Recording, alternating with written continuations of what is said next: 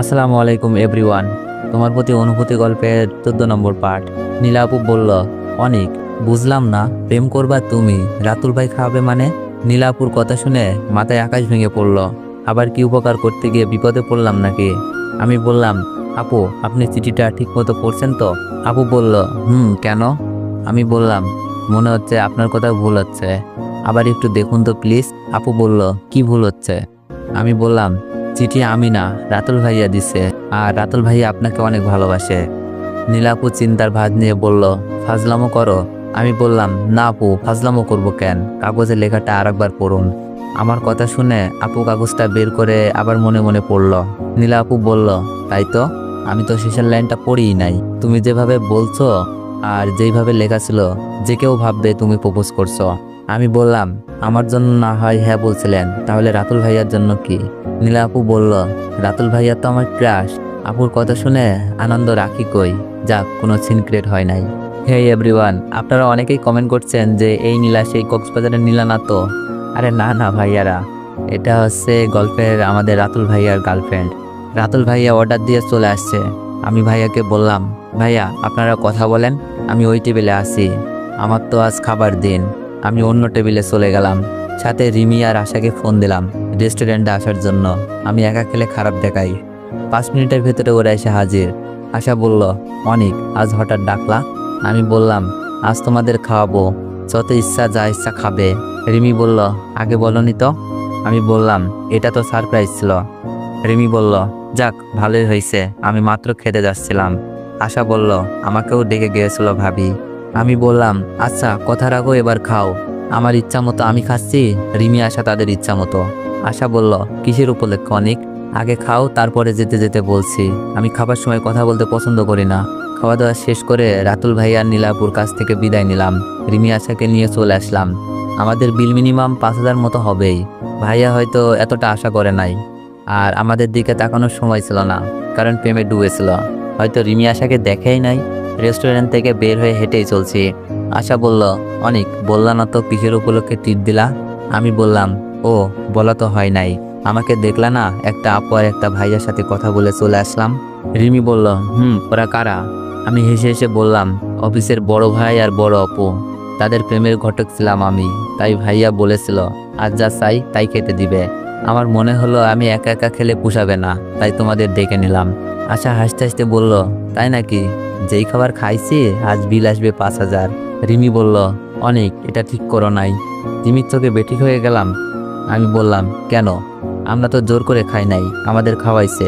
রিমি বলল, না, তোমাকে শুধু বলেছিল খেতে, আমাদেরকে না। আমি বললাম, আচ্ছা দাঁড়াও। মোবাইলটা বের করে রাতুল ভাইয়াকে ফোন দিলাম। রাতুল ভাইয়া বলল, হ্যালো অনেক, বলো। আমি বললাম, ভাইয়া বিলটা কি একটু বেশি চলে আসলো? রাতুল ভাইয়া বলল, আরে যেই কাজ করে দিছিস, আরও একদিন ইচ্ছা মতো খাইস, সমস্যা নাই, কিন্তু তুই এত খাবার খেলি কি করে? আমি বললাম, সরি ভাইয়া, আপনাকে বলা হয় নাই, সাথে গার্লফ্রেন্ড আর বান্ধবী ছিল। রাতুল ভাইয়া বলল, আমার সাথে দেখা করাসনি কেন? আমি বললাম, আপনি তো নীলাপুর সাথে প্রেম করছিলেন। রাতুল ভাইয়া বলল, আচ্ছা একদিন দেখা করাস। আমি বললাম, আচ্ছা ভাইয়া, বাই, পরে কথা হবে।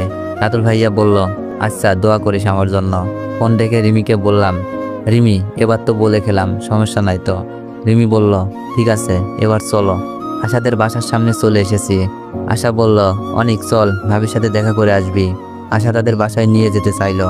আমি বললাম, আজ না, অন্যদিন, আজ পেট ভরে আছে। আশা বলল, তোরা তো দেখা করবি, খেতে কে বলছে? শুধু দেখা করলে হবে? আচ্ছা যা, কাল দেখা করব, অনেক রাত হয়েছে। আশা থেকে বিদায় নিয়ে বাসায় চলে আসলাম। ফ্রেশ হয়ে ঘুমাতে গেলাম। রাতে অপরিচিত নাম্বার থেকে ফোন। আমি বললাম, হ্যালো আসসালামু আলাইকুম, কে বলছেন? অনেক, আমি তোমার ভাবি। প্রায় 1 বছর পর ভাবির ফোন, কিন্তু ওর নাম্বার পেলো কোথা থেকে? তো এভরিওয়ান, গল্পটা কেমন লাগতেছে সবাই একটু কমেন্টে জানাবেন তো। আমি অবাক হয়ে বললাম, ভাবি তুমি নাম্বার পেলে কোথায়? ভাবি কান্না মাখা ভাব নিয়ে বলল, কি মনে করছো তুমি? তুমি কথা না বললে সবকিছুর সমাধান হয়ে যাবে? আমি বললাম, সরি ভাবি, একদিন কথা বলার কারণে তোমাকে 1 মাস বাপের বাড়ি থাকতে হয়েছে। আমি চাই না আমার জন্য আর কোনো সমস্যা হোক। না অনেক, এখন সময়টা আগের মতো নাই। পরিবারের সবাই যেন নিস্তেজ হয়ে গেছে, কেউ কারোর সাথে কথা বলে না, খুব দরকার ছাড়া। ভাবির কথাগুলো কান্নামাখা কণ্ঠে শোনা যাচ্ছে। একটা সময় ছিল আমাদের পরিবারটা হাসি খুশিতে মেতে থাকতো। কেউ কখনো মন খারাপ করে থাকতে পারে নাই, কেউ না কেউ মন ভালো করে দিত। আমি বললাম, কেন ভাবি, এমন পরিবর্তন কেন? কথাটা বলতে চোখ থেকে কয়েক ফোঁটা পানি গড়িয়ে পড়ল। ভাবি বলল, কেন জানো না, মিথিলার মিথ্যা অভিনয় হয়তো আম্মু আব্বুর মুখে রাগ হয়েছে, কিন্তু মন থেকে ঠিকই বলছে আমাদের ছেলেটা এত খারাপ না। ভাবি হয়তো সত্যি কথা বলছে। আমি বললাম, হতে পারে। আম্মু কেমন আছে আর আব্বু? ভাবি বলল, আম্মু শরীরটা তেমন ভালো না, আজই ডাক্তার দেখিয়ে আসলাম, প্রেশার বেড়ে গিয়েছিল। ভাবির কথা শুনে আম্মুর জন্য মনটা কেঁদে উঠল। কান্নামাখা কণ্ঠে বললাম, আম্মুর যত্ন নিও আর আব্বুর খেয়াল রাখো। ভাবি বলল, অনেক বাসায় চলে আসো, হয়তো সবাই তোমাকে মেনে নিবে। আমি বললাম, না ভাবি, মেনে নিলেও মিথ্যা অপবাদ নিয়ে বাসায় যাওয়া সম্ভব না।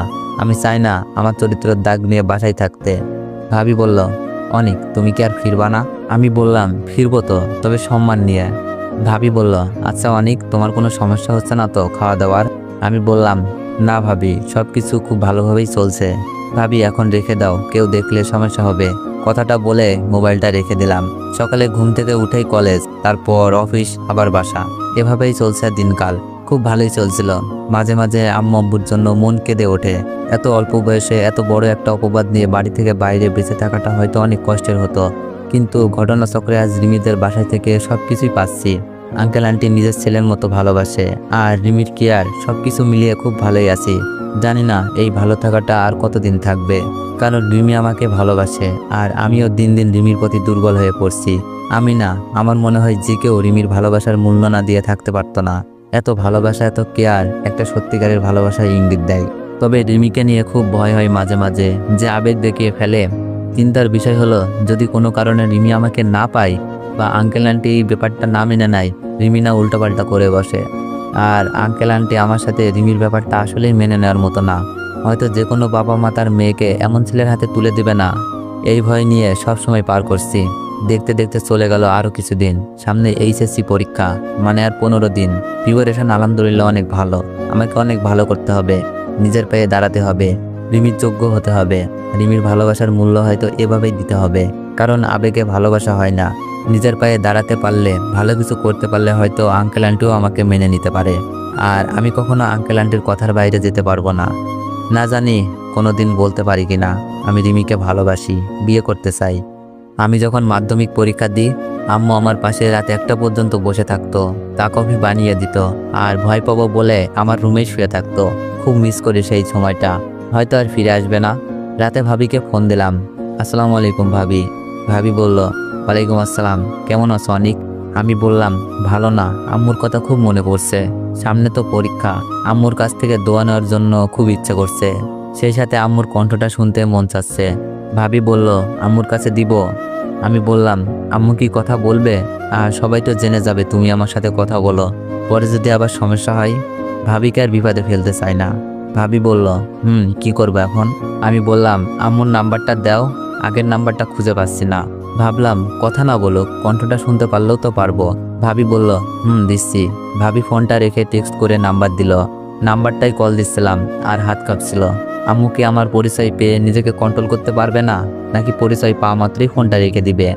রিং হচ্ছে। হ্যালো, আসসালামু আলাইকুম। আম্মুর কণ্ঠ শুনে সাথে সাথে চোখ বেয়ে পানি নেমে আসলো। এই কণ্ঠটা যে আমার চিরচেনা, এত মধুর কণ্ঠ আমার আম্মুর। আম্মুর কণ্ঠ আরেকবার শোনার জন্য চুপ মেরে থাকলাম। আম্মু আবার বলল, হ্যালো, কে? কথা বলছেন না কেন? আম্মু, আমি অনিক, কেমন আছো তুমি? কান্না না করে আর পারলাম না। কে অনিক? আব্বা আমার, কই তুই? কেমন আছিস? কোথায় আছিস? একবারও কি আম্মুর কথা মনে পড়ে নাই? তোর জন্য বাবা আমার কি কষ্ট, তোর জন্য আমার চোখের পানির জোয়ার নামে। বাবারে কাউকে বলতেও পারি না, বুঝাইতেও পারি না। তোর মুখে মা ডাক শোনার জন্য মনটা ব্যাকুল হয়ে আছে। তোর কোনো খবর পাই না। এতদিন পর মাকে মনে পড়লো। আম্মু আমার পরিচয় পেয়ে হয়তো নিজেকে কন্ট্রোল করে রাখতে পারে নাই, আম্মুর সাথে সাথে কেঁদে দিল। আমি বললাম, আম্মু, আমি তোমাকে যতবারই কল দিতে গেছি বুকের ভিতরে ভয় করতো। না জানি আমার ফোন পেয়ে তুমি বিরক্ত বোধ হও। আমার মুখের ওপর বলে দাও, অনিক নামের আমার কোনো ছেলে নাই। আমার ছেলে মরে গেছে। মাগো, সহ্য করতে পারবো না। তবে মা, তোমার কণ্ঠ, তোমার আদর পাওয়ার জন্য কত রাত কেঁদে কেঁদে কাটিয়েছি আমি জানি না। মাগো, এমন একটা পাপের বোঝা নিয়ে ঘুরতেছি, তোমার কথা মনে পড়ে কাঁদি, কিন্তু কথা বলার সাহস পাই না। কান্নায় বিভোর হয়ে আসছি। আম্মু বলল, অনিক, তুই তো এমন ছিলি না বাবা, তুই জানিস তোকে আর মিথিলাকে এইরকম ভাবে দেখে আমার ভিতরটা মরে গিয়েছিল। আমি ঠিক মতো ঘুমাইতে পারি নাই। রাতে স্বপ্নে কান্নার আওয়াজ পাই। তোর কণ্ঠের মতো বলে, মা আমি এমন করি নাই। তোর কথা মনে পড়ে খুব, আর চোখ বেয়ে পানি পড়ে। বাবারে, এমন জঘন্য কাজটা তুই কি করে করতে পারলি?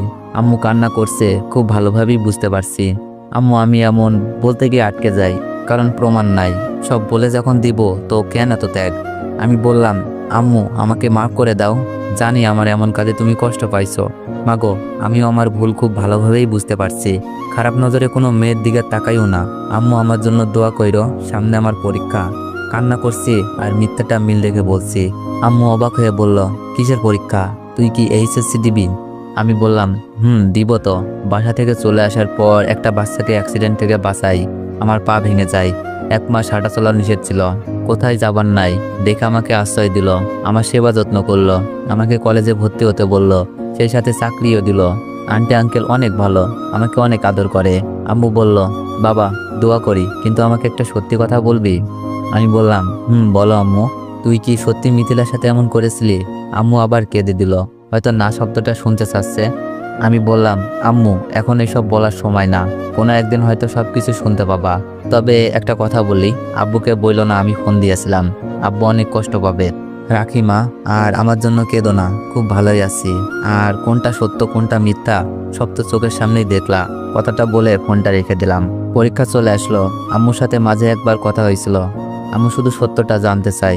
হয়তো ভাবি সবকিছু বলে দিছে, আর আম্মুর মনে সেগুলো জায়গা করে নিছে। আর আম্মু যে আমার কণ্ঠ স্বপ্ন শুনতে পাই, কেন জানেন? এটার একটা বৈজ্ঞানিক ধারণা আছে, না বলি। খুব ভালো লাগছিল আম্মু আমার প্রতি এমন ধারণা করার জন্য। পরীক্ষা দিচ্ছি, খুব ভালোভাবেই পরীক্ষা শেষ করলাম। প্রতিটা পরীক্ষায় অনেক ভালো দিয়েছি। এখন শুধু রেজাল্টের অপেক্ষা। ফ্রি টাইম পার করছি। পরীক্ষার পর আসা আমি আর রিমি অনেক জায়গা থেকে ঘুরে আসি। রুমে শুয়ে আছি। আন্টি আমাকে বলল, অনেক বাবা তুমি একটু বাসায় থেকো। রিমির মামাতো ভাই জাপান থেকে আসছে, আমরা রিসিভ করতে যাচ্ছি। রিমির মামা? কেউ কোনোদিন বলে নাই রিমির মামা আছে। রিমি তো বলছিল রিমির মামা নেই। তাহলে? আন্টি বলল, ও তুমি অবাক হচ্ছ? রিমির মামা তো অ্যাক্সিডেন্টে মারা যায়। রিমির মামাতো ভাই লেখাপড়া করার জন্য জাপান থেকে যায়। অনেক বড় চাকরি করে সে। আন্টির কথা শুনে বুঝলাম মামা মারা গেছে, তাই না বলেছিল রিমি? আমি বললাম, আচ্ছা আন্টি রিমি যাবে? আন্টি বলল, রিমি তো অবশ্যই যাবে। রিমির সাথে হৃদয়ের বিয়ে। রিমি যাবে না? আন্টি এটা কি বললা? মন খারাপ করে বললাম, বুঝি নাই। রিমির বিয়ে কবে? আন্টি বলল, রিমি এখনো জানে না। তবে আমার ভাইয়ের সাথে ওদের বিয়ে অনেক আগেই ঠিক করে রেখেছি। লেখাপড়া শেষ করার জন্য অপেক্ষায় ছিলাম। হৃদয় আসার কয়েকদিনের মধ্যে বিয়ের কার্যক্রম শুরু করব। রিমি তো কোনো কিছুই বলে নাই। ভেতর থেকে কান্না বেরিয়ে আসছিল। রিমি কেন আমাকে মিথ্যে ভালোবাসলো? আন্টি বলল, না রিমি কিছুই জানে না, তবে রিমি হৃদয়কে অনেক ভালোবাসে। আন্টি হাস্যোজ্জ্বল মুখ নিয়ে চলে গেল। আমার চোখ বেয়ে পানি পড়ছে, সাথে নানান প্রশ্ন। তো এভরিওয়ান, নেক্সট পার্ট চাইলে একটু বেশি বেশি কমেন্ট করেন, আর একটু বেশি বেশি কপি লিঙ্ক করে দিও। আর যারা যারা ইউটিউব থেকে ভিডিওটি দেখছেন সবাই একটু সাবস্ক্রাইব করে দিও। আর আমার টিকটকের রিয়েল আইডি হলো এমআর দীপু হোসেন।